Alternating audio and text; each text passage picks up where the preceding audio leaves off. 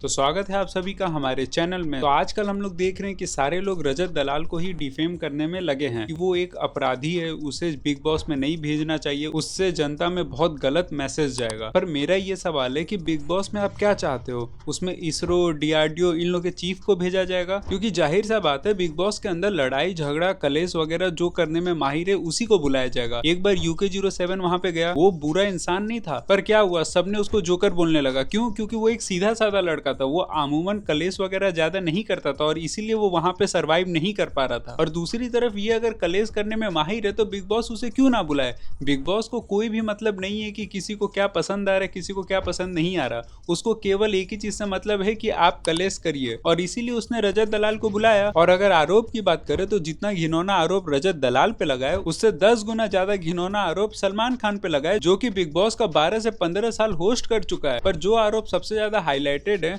कि वो एक बच्चे को मारा है, तो सलमान ने भी अपनी कई सारी गर्लफ्रेंड के ऊपर हाथ उठाया है और ये सबको पता है। और ऊपर से ऐश्वर्या राय के माँ बाप के घर के बाहर जाकर शराब पीकर उनको गालियां दिया था, और उसके एविडेंस तो सोसाइटी वाले खुद हैं। और दूसरा आरोप क्या लग रहा है कि वो एक गाड़ी से जा रहा था, एक बाइक को टक्कर मार दिया। पर सलमान ने तो शराब पीकर लोगों के ऊपर गाड़ी ही चला दी थी। प्लस सलमान खान के ऊपर तो एक काले हिरन को भी निपटाने का आरोप लगा हुआ है, और उसके बावजूद वो 14-15 साल लगातार बिग बॉस को होस्ट किया है और कई सारे वो ब्लॉकबस्टर मूवी भी दिया है। तो इसका मतलब है कि लोगों ने उसको एक्सेप्ट किया, और अगर वो एक्सेप्ट कर रहे हैं सलमान खान को, तो आपके पास फिर कोई हक नहीं है ये बोलने का कि रजत दलाल के बिग बॉस जाने से सोसाइटी में बहुत गलत मैसेज जाएगा। और मुझे पता है कि कुछ लोग आके अब कहेंगे कि वो सोसाइटी के लिए बहुत अच्छे काम भी करता है, तो वो तो रजत दलाल भी गरीबों को खाना बांटता है, उसमें कौन सी बड़ी चीज है? आप इसके वजह से उसकी सारी कमियों को तो नहीं छुपा सकते ना। और मैं ये नहीं बोल रहा हूँ कि रजत दलाल यहाँ सही है, मैं ये बोल रहा हूँ कि अगर रजत दलाल यहाँ गलत है तो सलमान खान उससे 10 गुना ज्यादा गलत है। तो आखिर में मैं बस यही कहूंगा कि बिग बॉस को केवल चाहिए TRP। अब वो TRP जो भी ला के देगा वो उसे अपने शो में रख लेगा,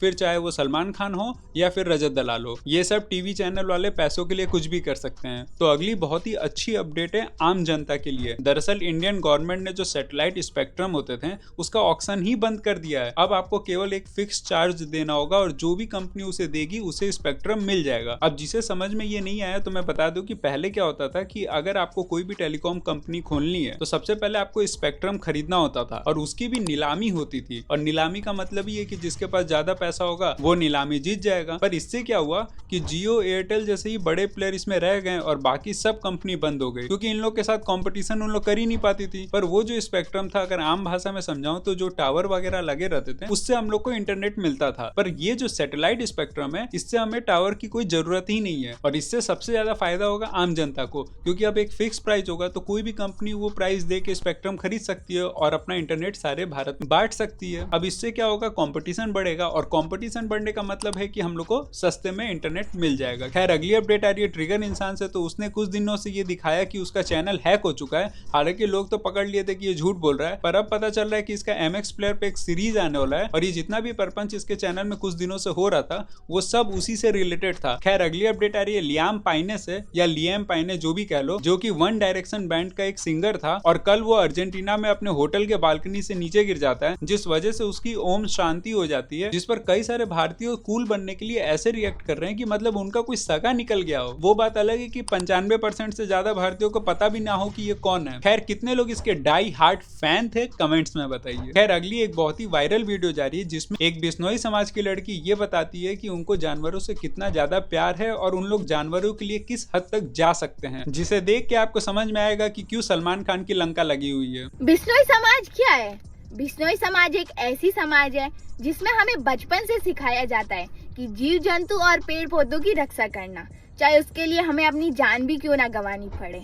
और हमारे समाज में अगर कोई जीव है और उसका छोटा बच्चा है और वो मर गया, तो वो उस बच्चे को बड़ा करने के लिए हमारे बिश्नोई समाज की महिला अपना खुद का दूध पिला के उसे बड़ा करती है। तो अगली अपडेट आ रही है नेहा कक्कड़ और उसके पति रोहनप्रीत सिंह के बारे में। तो निहंग मान सिंह अकाली ने धमकी देते हुए कहा है कि रोहनप्रीत सिंह असली सिख नहीं है, क्योंकि अगर ये असली सिख होता तो ये ऐसी तरीके के वीडियो नहीं डालता जिससे कि बच्चों को नुकसान हो। और इसलिए मैं ये आग्रह करता हूँ कि जल्दी से जल्दी ये सब चीजें आप हटा दो, वरना इसका अंजाम बहुत बुरा होगा। आपकी इस पे क्या राय है कमेंट्स में बताइए, और हमें लाइक और सब्सक्राइब कर लीजिए। धन्यवाद।